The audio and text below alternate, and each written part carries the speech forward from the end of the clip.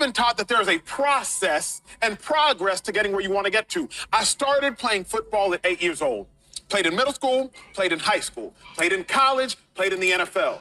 I started on television locally in Austin, Fox 7 Austin in 2016. Then I did a show for the Dallas Cowboys on Twitter. Then I moved up to another network. Then I moved up to now co-hosting this program. There are steps. There are building blocks. That is what we... Hey you guys, so I did a very short video yesterday about the Lakers' new head coach, JJ Reddick, and I wanted to circle back and just speak a little bit more in depth about the controversy that seems to surround JJ getting this opportunity to be a head coach. I saw this episode of Speak yesterday, and shout out to Speak and Emmanuel Acho. I love what he had to say. There was a lot of valid points that he made. So I'm going to play the rest of the clip, or should I say some more of the clip, and then we'll come back and we'll get more into it. Been taught, particularly in sports, that you eat what you kill, and if you don't kill it, you ain't eating it. But with this JJ Reddick hire, I'm sensing and smelling far too much cronyism. You're just getting hired because your friend is there. See, we've gotten so numb to a lack of work ethic in society.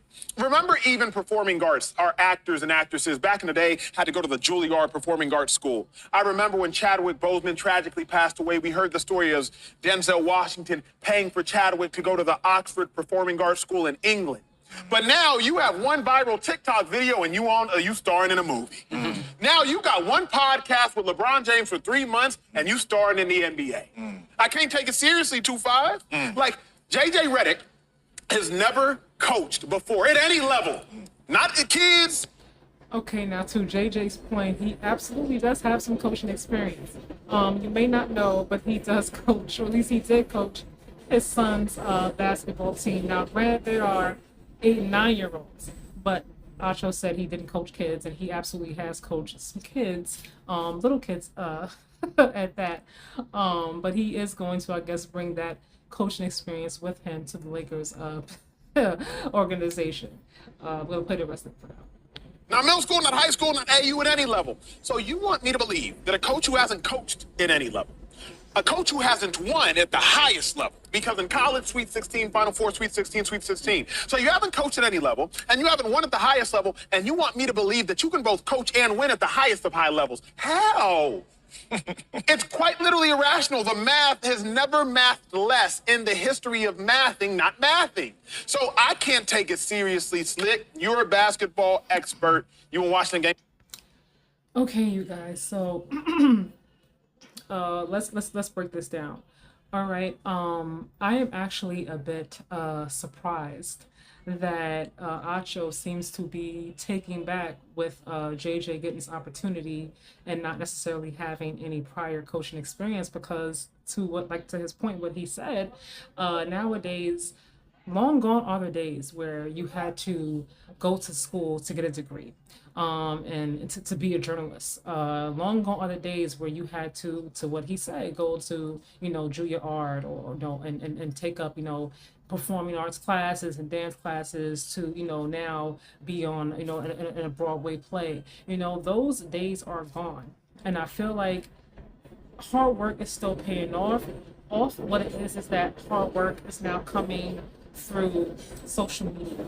And I feel, when I say that, I mean, it takes time to build a brand on social media, right? Like a content creating, coming up with ideas, and not just ideas, but ideas and clips and videos and editing videos and putting things together and being crafty and clever.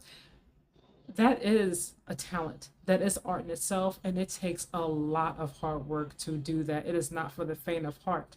So for the people who may not have necessarily taken acting classes, but have built their brand on social media and got the exposure and the eyes on them, to those casting directors who I guess have come across their page and said, hey, he or she, something about their personality will be right for casting this part for my television show or for my film. Now, is it right? That's perspective. You may feel like someone should absolutely have gone to a performing arts school to be in entertainment or to get that role, but it's just not where we are anymore. It's not. You have former President Donald Trump, who to my knowledge, never had any experience in politics. To my knowledge, he just started real estate, had a reality show, and he went right on into being the president of the United States, right? You have Shannon Sharp. I use him as an example, and I absolutely think very highly of Shannon Sharp. But I remember seeing an episode of him on Nightcap, and he was talking to Ocho Cinco, and he was talking about how he got the job in Undisputed, and how he was nervous about taking on that role alongside Skip, because he hadn't done that before. He didn't have any experience with being in a debate platform and going back and forth and talking about sports topics, and not just football topics, but all sports topics, right? Because they also cover other sports besides the NFL. And he said, but he wasn't a stranger to hard work. Although he was a stranger to that kind of platform, he wasn't a stranger to hard work. He also came in with, NFL experience, having won 3 Super Bowl rings. But what he did say was that he would stay up, almost all night with his producer for hours, going over the topics and doing his research and doing what he needed to do to make sure that when he got on Undisputed alongside Skip, that he could speak knowledgeably about whatever the topic was, and not sound like a fool when speaking about it. And that is also hard work, to Emmanuel Acho's point. It's just a different kind of hard work. So I feel like at this point, should we now shift our mindsets and our ways of thinking to where we are today in society? Because social media is where everything is at, right? Long gone are the days where you have to go to school. Long gone are the days where you have to have the long, extensive resume and the credentials to get the job that you want. And I will say for JJ, I feel like JJ will do a great job. If you watch JJ before Mind the Game podcast and you've seen him on First Take and you listen to how he breaks down games, right? He's very, very, very analytical. He's always talking about, exploiting matchups, and he's into statistics and all these different things. And the way his mind works, I think it's different. To me, it's creative. And it's brilliant in his own right, and I think that will transfer over to success for the Lakers. Now, what kind of success remains to be seen, right? We don't know if he's going to come right in and go to the championship next season, or will it be, I don't know, 3 years from now. We'll have to see. But if they surround him with the right pieces, and I've heard Sam Cassell, and I don't think he's going to leave the Celtics. I mean, he just won a championship, right? But I've heard his name thrown out there. I've heard Rajon Rondo, along with other names that they plan on, or they would like to surround JJ with on that coaching staff. So I say all that to say, if they surround JJ with those who can support him and help uplift him in this new role and this new challenge that he's taken on at the Lakers organization, I think they will have success. They absolutely will.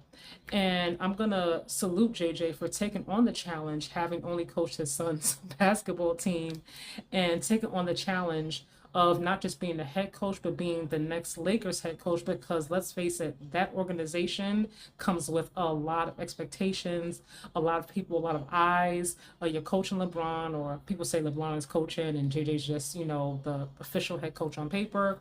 Who knows? But LeBron is there, AD is there, and wherever LeBron is, expectation is championship or bust. So I'm interested to see how this next season is going to play out.